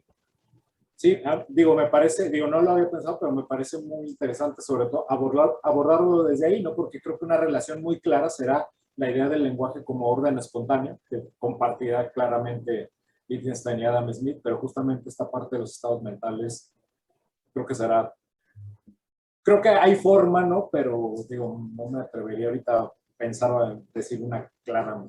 A través de la cual conciliar esto o abordar esto. Muchas gracias, Toño. Muchas gracias, Mariano. Y bueno, pues ahora Alejandro, nuestro alumno, va a hacer una pregunta. Adelante, Alejandro. Gracias, Paula. Bueno, primero que nada, muy padre tu exposición, Mariano. Se me hizo súper sustanciosa. Y bueno, yo creo que se me vino algo a la mente, no sé si esté bien, si tú lo querías decir de esa manera o, bueno, tú me corregirás, pero lo de los estadistas me recuerda un poco a los publicistas de actualmente. O sea, como estas personas que quieren conocer el estado mental de las personas, pero realmente no pueden, ¿no? O sea, y realmente el publicismo es un poquito de eso, ¿no? De las personas que creen conocer más que tú mismo lo que tú necesitas o lo que tú deseas y te lo ofrecen. Digamos que, a ver, hay sin duda una pretensión, aunque, a ver, desde Adam Smith diríamos, hay una pretensión, digamos, del publicista o de este tipo de publicista, ¿no? Que creo es al que te estás refiriendo, de querer imponerse él mismo como, como el que sabe más o como el que te va a decir qué necesitas para tu propia experiencia. Sin embargo, la gran diferencia con el estadista es que el publicista tiene que competir con otros publicistas para convencerte. El estadista no. El estadista no tiene que competir absolutamente en ese sentido con nadie más que ejercer todo el poder político, ¿no? Esa sería una gran diferencia. Además, el publicista de algún modo recibe una retroalimentación, ¿no? Cuando su campaña publicitaria no tiene impacto. Creo que hay más campañas publicitarias que han fracasado que las que han tenido impacto. ¿no? O sea, yo creo que es innumerable el número de campañas publicitarias. Entonces, de alguna manera el publicista recibe retroalimentación, tiene esta pretensión, desde luego, pero recibe retroalimentación, compite con otros por convencerte, ¿no? Al mismo tiempo recibe una retroalimentación de tu parte. Ahí te digo, son más el número de campañas que han fracasado y el estadista no compite absolutamente con nadie. Él simplemente, por eso lo llamará arrogante, ¿no? Porque el arrogante es aquel que no está recibiendo esa retroalimentación y que de algún modo no reconoce pues este feedback, ¿no? No es el hombre virtuoso. El publicista, después de varios tropiezos, puede llegar a diseñar una campaña publicitaria de gran impacto, ¿no? Y entonces tendremos una determinada virtud, ¿no? que ha desarrollado por medio de esta retroalimentación. El estadista no. El estadista puede permanecer con las ideas de los 70, ¿no? Y ser presidente hoy en día. Muchas gracias, Alejandro. Mariano, muchas gracias. Por ahí Samantha quería hacer una pregunta. Samantha, ¿andas por ahí? Hola.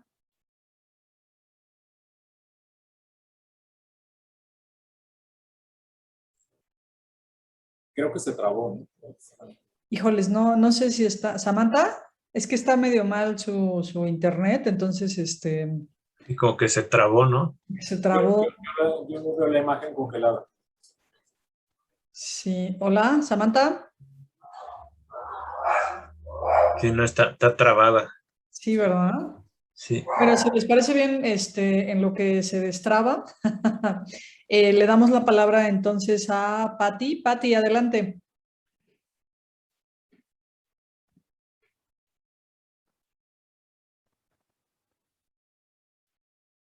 Pues creo que también está trabada, ¿no? Ya. ¿Ya me escuchan? Sí. Ok, perfecto. Gracias. Primero quería felicitar a Mariano, creo que es increíble y muy pertinente específicamente poder hacer la distinción de mano invisible a mano incognoscible. Creo que es muy pertinente, creo que ayuda mucho a entender cómo funciona más allá de esas críticas banales que se hacen. Y por el otro lado, mi pregunta más bien radica por mi nueva área de interés, que es específicamente la psicología, ¿no? ¿Qué nos podría decir específicamente? Porque te escuché decir varias veces, bueno, partimos de la idea de un adulto bien adaptado. Bueno, sí, eso suena muy interesante. Sin embargo, eso de adultos bien adaptados en nuestra sociedad actual, pues creo que es más como una fantasía, ¿no? No creo que haya muchos de ese tipo de adultos en nuestra sociedad.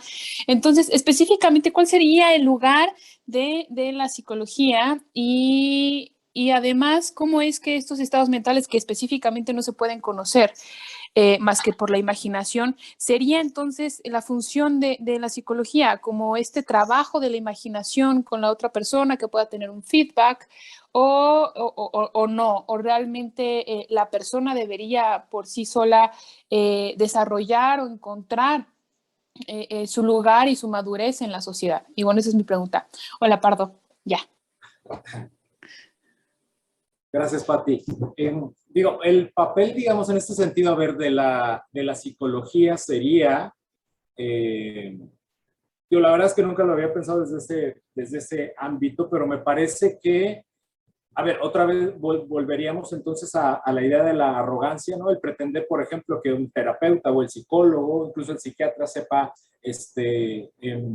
más que tú con respecto a tu propia experiencia, eso sería bastante arrogante, y me parece que en ese sentido más bien la postura de Adam Smith sería entonces la de un terapeuta que genera una cierta empatía, ¿no? Con el que está yendo a terapia, pero al mismo tiempo yo creo que esto pone en crisis a la psicología misma o a ciertos enfoques psicológicos, ¿no? Porque entonces habría que señalar que no necesariamente el terapeuta sabe más que tú sobre tu propia experiencia y que quizás no todo terapeuta, o el hecho de ir a terapia, yo creo que ahí está también parte de esta arrogancia, no necesariamente te va a convertir en mejor persona o no necesariamente te va a ayudar a sanar una determinada herida, ¿no? Entonces quizás no recibas la retroalimentación social adecuada, ¿no? Entonces, en ese sentido, serían nuevamente estas pretensiones, ¿no? Estas pretensiones de que alguien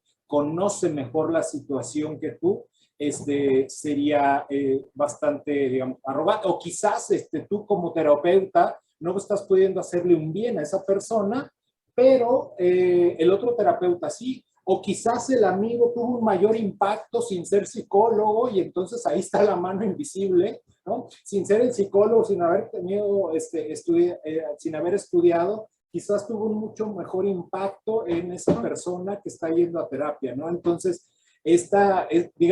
sería el enfoque psicológico nuevamente a no caer en estas actitudes estadistas de que un individuo por sí solo, ¿no? Va a arreglar en ese sentido o va a hacer funcionar a la persona, ¿no? Entonces, cuando hablo de adultos medianamente funcionales, no tanto adaptados, sino medianamente funcionales, pues simplemente estamos hablando de aquel adulto que está dispuesto a recibir retroalimentación respecto a sus conductas y respecto a sus expresiones, ¿no? A sus dichos, a sus conductas, a sus acciones, ¿no? Creo que más bien hoy en día nos hace falta más Adam Smith, porque justo lo que somos en algunas ocasiones somos bastante susceptibles o sensibles a la retroalimentación que la sociedad nos puede otorgar, ¿no? Entonces creo que más bien haría más falta un enfoque smithiano en ese sentido. Me gustó. Gracias. Gracias. Muchas gracias, Patti. Por ahí, ahora sí, Samantha. Perdón, es que se fue el internet y se trabó como 3 veces, entonces te entré desde el cel. No pasa nada. Pero, Adelante. bueno, a mí ya me quedó muy claro por primera vez ahorita que la mano invisible no es una mano, o sea, invisible, porque pues no tenía muy establecido el concepto de metáfora. Y pues, o sea, obviamente creo que hace alusión al mercado, pero no sé si podría darme un ejemplo, o sea, de la actualidad sobre la mano invisible. A ver, un ejemplo de la actualidad de la mano invisible. A ver,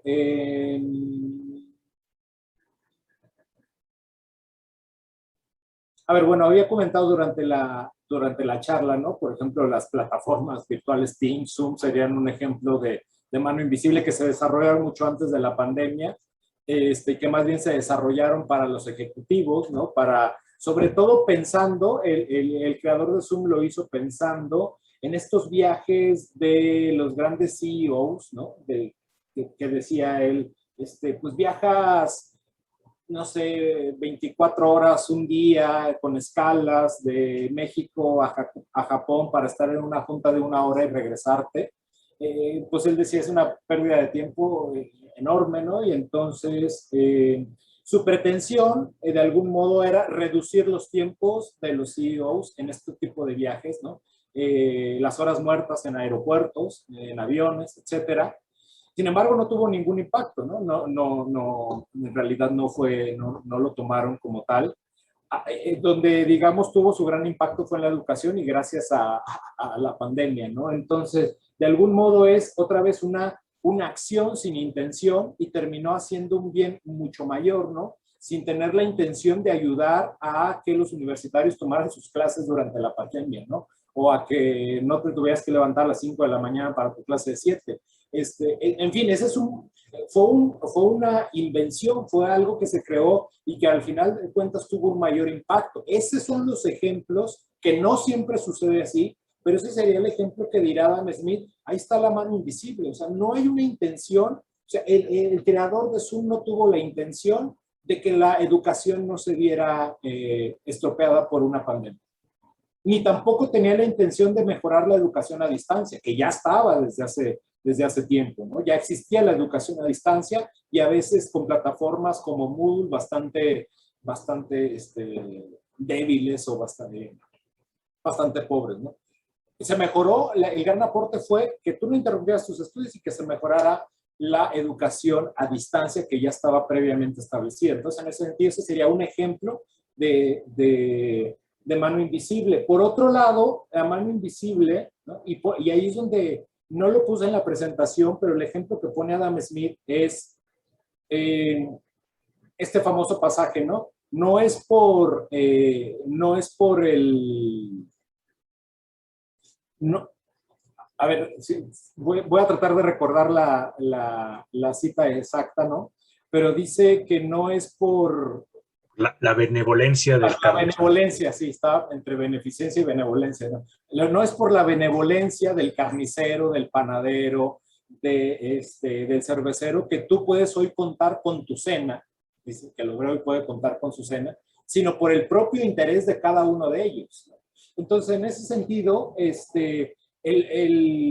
vamos, el carnicero no está preocupado por, ay, es que voy a tener aquí los cortes preparados para que Samantha tenga que comer, ¿no? O sea, ¿no? Cuando existía, bueno, sigue existiendo, pero cuando estaba Doña Mode en la Ibero, ¿no? Doña Mode no hacía las quesadillas pensando en que Mariano tuviera que desayunar, porque pobrecito, no, Doña Mode no es nuestra mamá ni nuestra abuelita, es una comerciante, es una mujer con dignidad que está tratando de ganarse la vida y que está persiguiendo un interés propio y que está causando y teniendo un impacto en ti y en mí, ¿no? Y que está causando un bien, a veces sin que ella se dé cuenta, es más, sin que ella se llegue a enterar, puede estar causando un mayor bien, ¿no? En nuestras vidas y un bien social, ¿no? Frente a los precios excesivos o tan caros del jugo, pues nos íbamos con Doña Mode, aunque ya al final andaba casi rayando en la misma, y entonces nos íbamos con Doña Mode, ¿no? A las quesadillas. Ahí está la mano invisible, dirá Adam Smith. Ella no tiene la intención de que específica de que Mariano, de que Samantha, de que Toño, Paula, no pasen hambres, ¿no? O sea, a ella le interesa vender, pero está sin intención de hacerte un bien en específico, lo está creando un bien mayor. Ese sería el otro ejemplo, ¿no? Y un último ejemplo que se me ocurre sería el taxi o el Uber, ¿no? O sea, el taxista no está preocupado porque llegues a tiempo a tu clase, a tu cita de trabajo, a donde vayas. Simplemente él está de algún modo persiguiendo su propio interés, pero por mano invisible a veces tomas un taxi y resulta que gracias a que tomaste ese taxi, llegaste a tiempo a la cita o a ese trabajo que estabas deseando y te lo dieron por haber llegado. Ahí estaría un ejemplo de mano invisible. Muchos bienes se crean sin la intención de crear ese bien. Ok, gracias. Muchas gracias, Sami. Por ahí Rodrigo González quería hacer una pregunta. Adelante, Rodrigo. Tienes el micrófono apagado. Perfecto, gracias. ¿Qué tal, Mariano? Pues felicidades, me gustó muchísimo la exposición. Yo soy como parte de la comunidad, algunos de ustedes no me conocen, de la Ibero, pero bueno, hago mi pregunta. Primero que nada, me gustó muchísimo, yo desconozco la perspectiva de Adam Smith en general, entonces me gustó muchísimo lo que fuiste aclarando. Y mi pregunta sería si el término de locura lo usa también como una metáfora o no es una metáfora. Porque de alguna manera como que esta perspectiva que tiene Adam Smith, que yo la desconocía por completo y me gusta muchísimo esta aproximación, como una especie de médico, ¿no? O sea, como hay una visión como terapéutica y hay un diagnóstico prácticamente así como medio clínico, ¿no? Del estadista loco y además inmoral, arrogante. Y la perspectiva esta como que va un poco como en la línea de la pregunta que hacía Patti, un poco como psicológica, la cuestión del autodominio, ¿no? La virtud quizá básica que nos permite una especie de contención y de comprensión de las emociones y bueno, una serie como de elementos ahí. Y sobre todo mi pregunta de si la locura es un tratamiento metafórico en sentido de cómo a lo largo de la historia del pensamiento moderno y hasta nuestros días se va a pensar como lo irracional o como una racionalidad aparte de la racionalidad común, ¿no? Y que el estadista en ese sentido pues, tendría una racionalidad que nosotros simplemente no entendemos, porque él como que posee, claro, y eso por supuesto entiendo que es lo que lo hace arrogante y loco, ¿no? Pero bueno, ese sería, sin ahondar más, bueno, y disculpen mi falta de lucidez, el confinamiento no me tiene muy bien, pero bueno, aquí dejo la pregunta, gracias. Gracias, Rodrigo. Yo sí te conozco, entonces, no, gracias por la pregunta. En ese no está, la locura que que está ahí señalando y manejando Adam Smith no sería una metáfora, sería un tipo de locura. De hecho, lo va a decir así claramente, es un tipo de locura o está en una especie de locura. Será la única locura en sí misma que señalará tanto en la teoría de los sentimientos morales, ¿no? Como en la riqueza de las naciones. Entonces, en ese sentido, no es metáfora, sino simplemente la va a identificar como un tipo de locura que no ha sido tratada, que no ha sido señalada y que además el estadista pasa como racional cuando lo que está señalando está loco. Es un tipo de locura, ¿no? Entonces, de algún modo está diagnosticando una nueva especie de locura, ¿no? Y está advirtiendo eso, ¿no? O sea, hay una locura que no hemos visto, ¿no? Y que quizás esa locura hasta la podríamos identificar, ¿no? Como en todos estos estadistas, en todos estos reyes, tiranos, o en todo este gran leviatán, o cuando el estadista se identifica con el leviatán, el yo soy el Estado, ¿no? Ese será un tipo de locura. Entonces lo que está advirtiendo o está haciendo un diagnóstico en ese sentido, si lo queremos ver desde esta lectura psicológica, estará haciendo un diagnóstico de una nueva locura o de un nuevo tipo de locura que no se ha tratado y que es importante señalar. Gracias. Y que pasa como racional cuando no lo sería. Muchas gracias, Rodrigo. ¿Quién más quiere hacer alguna pregunta a Mariano? Hablen ahora o callen para siempre. Mariano, yo te quería preguntar justo porque estaba, bueno, escuchando las preguntas fantásticas todas y me llamaba la atención un poco lo que decía Alejandro, porque justo creo que sí es un dilema que tendremos que enfrentar en cierto momento y que sí va a confrontar no nada más bueno, a la posición de Adam Smith, sino pues básicamente a todas las posiciones, ¿no? Sobre todo por el advenimiento de estos dispositivos digitales y esta tecnología, ya sabes, que está aumentando exponencialmente, creo que cada 2 meses o algo así, y que justamente lo que hace por medio de esta Big Data es que recopila información de todos nuestros gestos y todos nuestros actos, y en ese sentido podría pensarse que efectivamente lo que está haciendo es que conoce mucho más al usuario de lo que el usuario mismo se conoce, ¿no? Que era un poco hacia donde estaba apuntando Alejandro, que incluso por ahí lo mencionaba Toño en cierto momento, porque siempre tenemos como esta intuición, ya sabes, de que nuestros estados mentales son nuestros y que no hay manera de que nadie nos pueda conocer mucho más.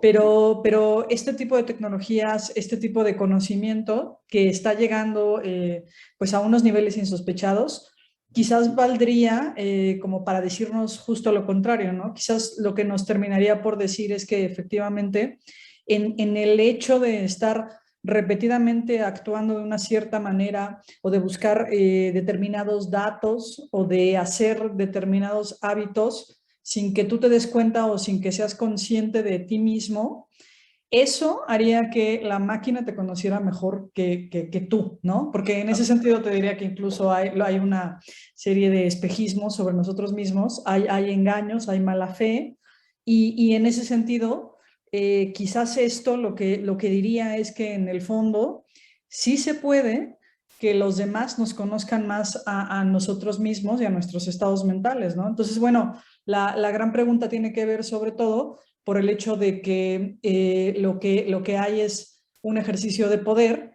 y obviamente si te conocen más, pues pueden, ya sabes, tener injerencia sobre lo que haces o sobre lo que piensas, ¿no? Esto se ha visto, bueno, pues como tú sabes, no sé, estoy pensando, por ejemplo, en la votación hacia Trump, que ya sabes que hubo gran escándalo precisamente porque se había visto que de alguna manera habían influido decisivamente en los votantes, o bueno, no sé, estoy pensando en miles de ejemplos, pero que de alguna manera inclinarían la balanza hacia otro lado y posiblemente un lado mucho más oscuro, ¿no? Sobre todo porque estoy pensando que el hombre que está pensando Adam Smith Pues es un hombre ilustrado, ya sabes, este tipo de sujetos que son muy racionales y que sí se conocen a sí mismos y que tienen así como todas las decisiones en su cabeza, ¿no? Pero esto que está mostrándonos la tecnología, pues está mostrando a un hombre mucho más oscuro, mucho más inconsciente y en algunos aspectos, pues mucho más irracional y mucho más proclive a ser todo el tiempo embaucado y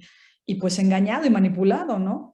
Entonces, bueno, desde Adam Smith, tú, o bueno, desde lo que tú opinas, ¿qué dirías al respecto, Mariano?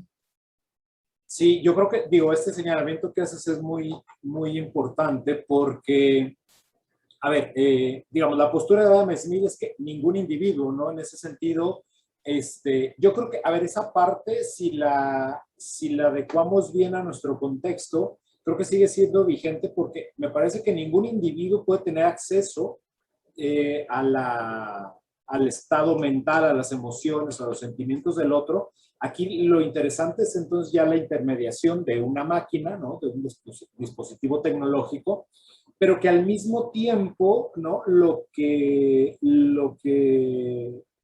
podríamos señalar es que se tienen muchos datos, o sea, recopilan muchos datos nuestros, pero a final de cuentas nadie domina la máquina o nadie tiene un dominio absoluto en ese sentido sobre la máquina. Porque de hecho el tener el dominio absoluto, por ejemplo, sobre esa misma máquina, ¿no? Lo digo en términos gubernamentales, ¿no? Que es, digamos, con quien está dialogando Adam Smith, ¿no? El tener el dominio absoluto sobre esa máquina hacia donde, lo que señalaría Adam Smith es que tendríamos entonces el surgimiento de un Estado, de un gobierno bastante débil, porque entonces tiene que invertir demasiado en infraestructura para conocernos.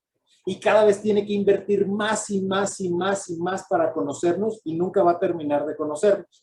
En ese sentido, y dice, lo que tendremos va a ser un Estado bastante débil, grandote, pero muy débil, ¿no? Entonces cada vez más burócratas, cada vez con más máquinas, cada vez más el SAT con una firma y con tecnología, buscando y teniendo tus datos, etcétera, pero un Estado muy grandote, muy torpe, pero muy débil, porque al final de cuentas cada vez tiene que estar invirtiendo más y más y más y más para poder dominarnos y nunca termina por dominar al individuo de manera completa, porque ante esto antepone el poder social, ¿no? Entonces, eso sería, digamos, acotándolo a la parte, digamos, a la parte de relación de datos de gobierno, ¿no? Por eso, por ejemplo, no dirá, lo que necesitamos es un Estado pequeño, pero no débil, es un Estado pequeño fuerte.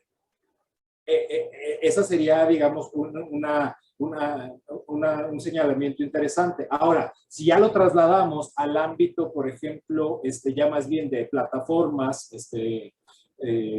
digitales o redes sociales, como podría ser Facebook, Twitter, Instagram y todos estos dispositivos digitales, lo interesante de la postura de Adam Smith es que a final de cuentas, la máquina o el dispositivo puede tener muchos datos sobre nosotros, por supuesto, pero a ver, en primer lugar, esos datos no los podría tener si nosotros no se los otorgamos, por ejemplo, cuando le decimos cuando ponemos un estatus de Facebook y ponemos me siento triste, ¿no? Entonces, primero es una decisión del individuo compartir esa postura. Lo interesante es que tendrá acceso a información, sí, pero la máquina nunca podrá despertar sentimientos afines por sí misma, pero sí podrá despertar los sentimientos afines de otros individuos que están en la misma plataforma, ¿no? Entonces, yo creo que se va complejizando esto cada vez más, ¿no? No sé si... A ver, me parece que no hay plataforma que funcione, o sea, no es que detrás de Instagram o de Facebook esté Mark Zuckerberg ahí moviendo los hilos, ¿no? Que sería una manera de interpretar la mano invisible, ¿no? No es como encuentro a Mariano no, sino simplemente de acuerdo a algoritmos se me otorga una determinada información, pero lo interesante es que nadie domina la máquina y nadie tiene poder sobre la máquina, ¿no?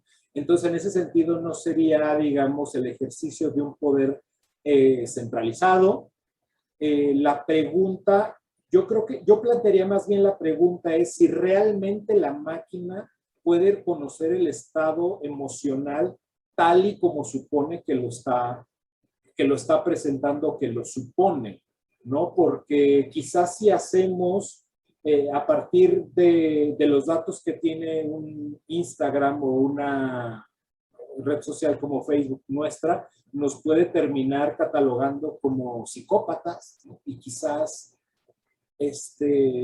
o problemas con no sé, sociopatía, etcétera, cuando en realidad no necesariamente lo es. O sea, no sé hasta qué punto, lo que quiero decir, no sé hasta qué punto la información que pueda obtener la máquina sea realmente verdadera.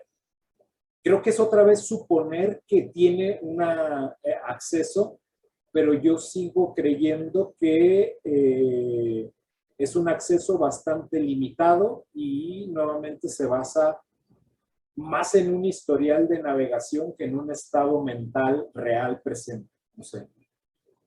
Pero creo que sin duda es un tema a discutir bastante interesante, ¿no? En ese sentido.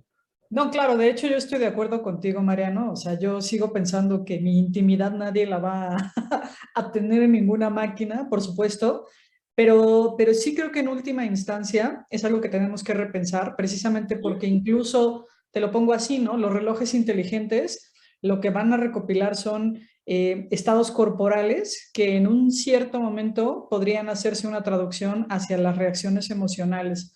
Y va a llegar un momento en el cual obviamente con todo este desarrollo tecnológico, quizás lleguemos a un punto en el cual efectivamente todo se pueda como estructurar en términos de una individualidad determinada y esté la posibilidad de que nos puedan conocer más que nosotros mismos, ¿no? Entonces, bueno, eso no es que exista, pero sí es algo que debería inquietarnos Sí. y que quizás deberíamos ponernos a pensar un poco qué va a pasar con ese tipo de tecnologías dentro de 10 años, dentro de 20 años y qué deberíamos hacer al respecto, ¿no? Al menos como humanidad, ¿no? No estoy pensando así, ya sabes, así como estilo apocalipsis, que lleguen las máquinas a destruir, o sea, no estoy pensando en esto, pero sí estoy pensando en un cierto tipo de inteligencia artificial que se haya complejizado de tal manera que incluso sea capaz de, no de que nosotros lo dominemos a ella, sino que ella nos domina a nosotros. Y tendríamos que pensar esto, ¿no? Creo que por ahí Samantha había alzado la mano. Samantha, adelante. Sí, justo ahorita que mencionas lo de los relojes inteligentes y que literal un aparato ya te conoce más, pues sí me pasó a mí hace apenas, venía a entrenar y yo tenía la presión súper alta y hasta me estaba sumando el oído y de repente nada más sentí que el reloj empezó a mover un buen de cosas y yo ya estaba llamando al 911. Y resulta que cuando te pasa eso, el reloj, por tu bien, marca el 911 o igual si detecta como golpes muy fuertes. Entonces yo dije, ni siquiera yo sabía que tenía la presión alta y el reloj ya me está mandando a una Lo que debes hacer. O luego me da miedo porque me llega, Samantha, no te has movido hoy, cosas así. Y de que ya tengo que pararme para respirar y porque estoy en ansiedad y yo ni siquiera siento que estoy en ansiedad, entonces por eso ya lo dejé de usar también. Pues justamente sería esa parte, ¿no? O sea, otra vez el suponer que nuevamente nos lleva al dilema, ¿no? Suponer que la máquina sabe más que nosotros cuando dice, pues yo ni siquiera me sentía con ansiedad, ¿no? Entonces, pero a final de cuentas, por una serie de vibraciones o de movimientos biológicos, se supone, ¿no? Aquello, ¿no? Entonces, bueno, pero sí es... Rodrigo, ¿quería decir algo? Y luego Toño. Rodrigo, adelante. Sí, gracias. No, que qué bien que un poco en relación a lo que tú decías, este tema, ¿no? Cómo nos vincula efectivamente a la cuestión de la inteligencia emocional y todas las teorías contemporáneas acerca de la inteligencia en relación con las neurociencias, ¿no?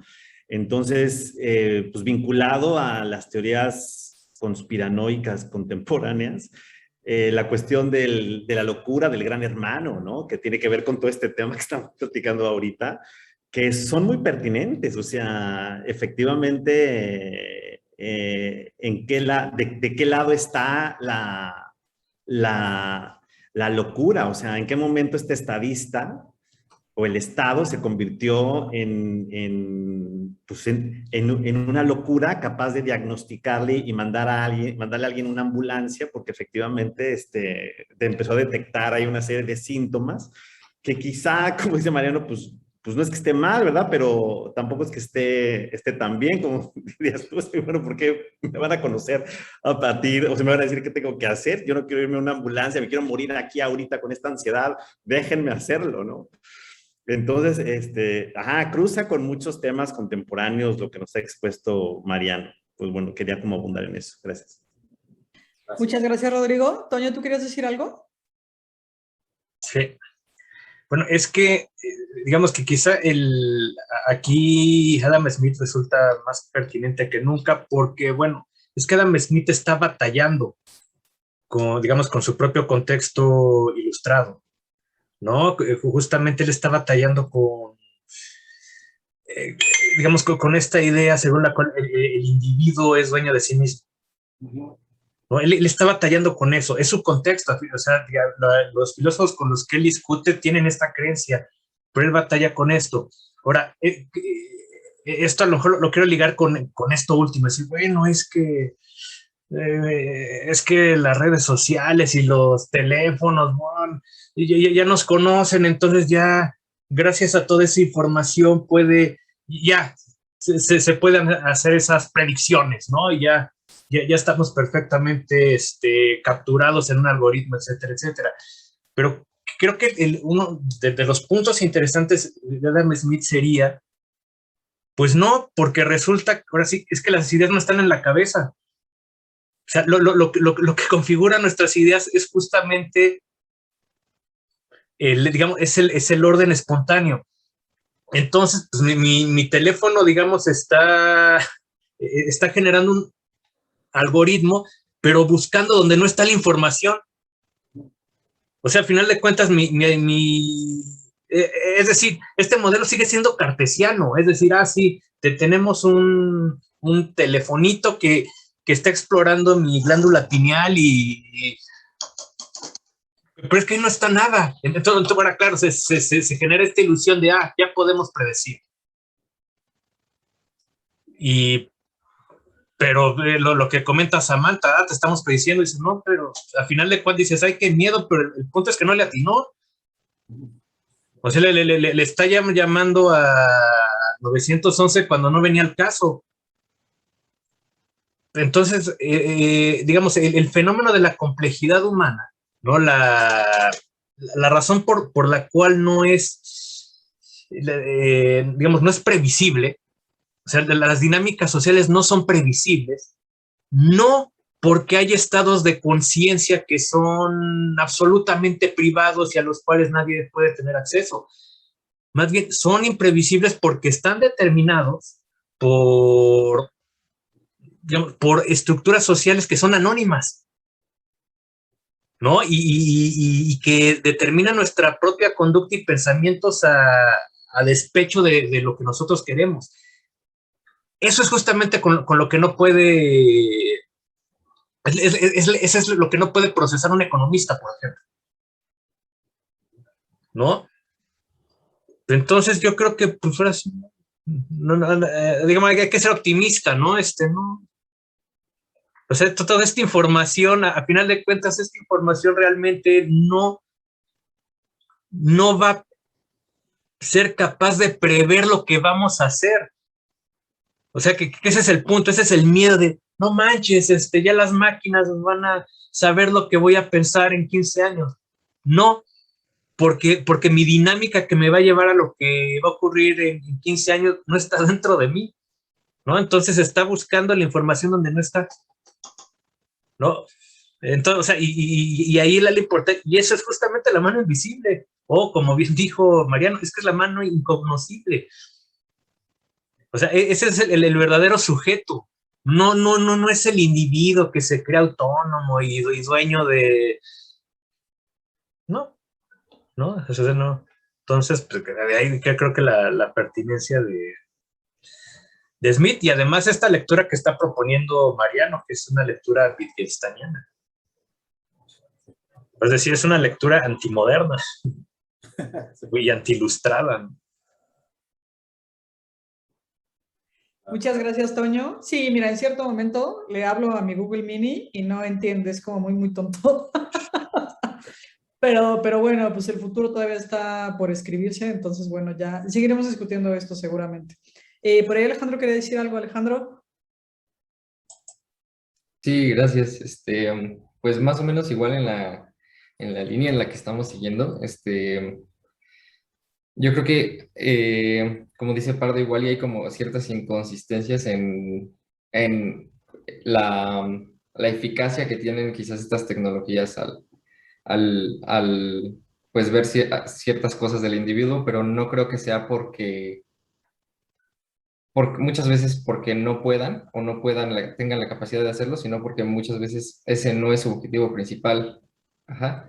Y yo creo que más bien importa no que estas tecnologías o haya como una centralización que pueda conocer la conciencia totalmente de alguien. Yo creo que ahí no es eso lo importante, sino lo importante es que toma ciertos aspectos para influir en ciertas decisiones. O sea, tampoco le importa, digamos, quizás lo que vas a hacer en 15 años, ¿no? Como dice Pardo. Pero, por ejemplo, hay cosas y decisiones que ya se han tomado mediante la influencia de estas cosas, ¿no? Muy importante, como decía esta Paula, lo de las elecciones de Trump, ¿no? Creo que ahí lo que pasó fue que, creo que hicieron una lista de las personas pues, de los votantes, ¿no? Y escogieron, bueno, estas personas son las que son totalmente de oposición y tienen sus posturas muy concretas. Estas personas son las personas que ya tenemos, o sea, las personas que son completamente muy de derecha, conservadores, pero está este grupo de personas que son muy influenciables y que no tienen como una decisión tan concreta todavía. Entonces, es como atacar mediante estos medios solo para esa decisión concreta. O creo que también, por ejemplo, todos conocemos a alguien a estas personas que son como compradores compulsivos de internet, ¿no? O sea, de que yo no sabía que lo necesitaba hasta que lo vi o este tipo de cosas. Y pues ahí ya son como decisiones que se están tomando a partir pues de estas cosas y que son decisiones que a veces la gente ni siquiera en una actitud consciente, en una actitud ilustrada como la de el tiempo de Adam Smith se hubiera tomado, ¿no?